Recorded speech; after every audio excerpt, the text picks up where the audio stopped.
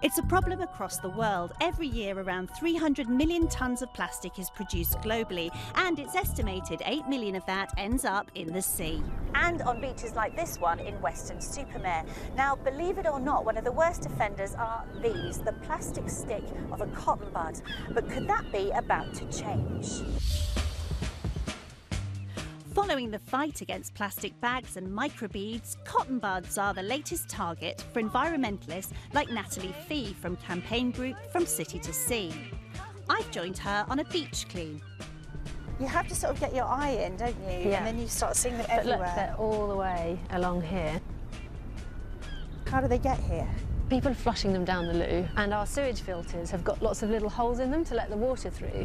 So cotton buds are one of the things that just pass through. What is the impact of these going to the system? Our marine life are consuming these. They break down into microplastics, so are ending up back in our food chain. These ones were picked up in Cornwall. That's from one beach clean. That's around 800 buds in there. And this is from the Avon Gorge, from half a kilometre stretch of riverbank. Wow. It's a lot, isn't it? So what is the solution? They don't have to be made out of plastic. And that message seems to be getting through. This year, some of our biggest retailers have finally vowed to switch the stick, phasing out the plastic stems and replacing them with a more environmentally friendly paper version.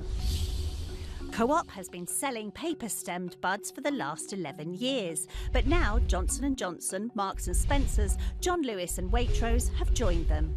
And more major UK retailers have said they too will phase out plastic stems by the end of this year. This factory in northern France sees 24 billion cotton buds roll off their production lines every year. Manager Alexander Lemoine says demand for paper stems is on the rise. At the moment it's 5%, but the market is growing a lot. We expect 10% next year. The main market at the moment is Scandinavia, so Finland, Norway, Sweden, Denmark, UK, and then France also is going to this kind of product too. 2 billion of the cotton buds made here are now coming to the UK. The process starts with big barrels of cotton being fed into the machine. This is then attached to the paper stems with glue rather than being heat treated like the plastic ones. It's a more expensive process, but the stick is 3 times stronger, and the retailers we've spoken to say the customer should not see an increase in price. Neil Wilson from UK-based suppliers Polyco Healthline has been working with the factory to bring the paper bud to the UK. The word has got out about this change, and we are being approached by retailers. Waitrose were the first to come to us, and it's a small but relatively substantial impact. That will allow Waitrose to remove 22 tonnes worth of plastic out of their products. Back in the UK, it's all sounding more positive, but why has it taken retailers so long to, well, cotton on? Claire Norman was the main driving force behind Waitrose's decision to change to paper.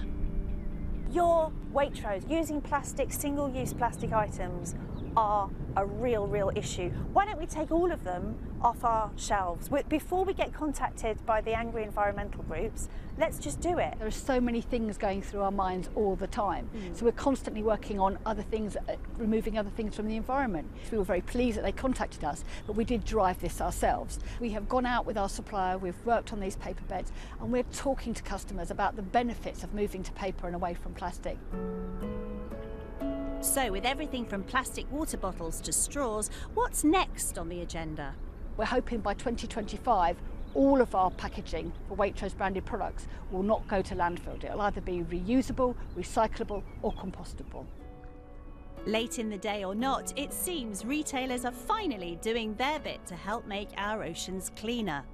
But even as we move away from plastic stems, there's still one simple message campaigners want to get across. Buds go in the bin.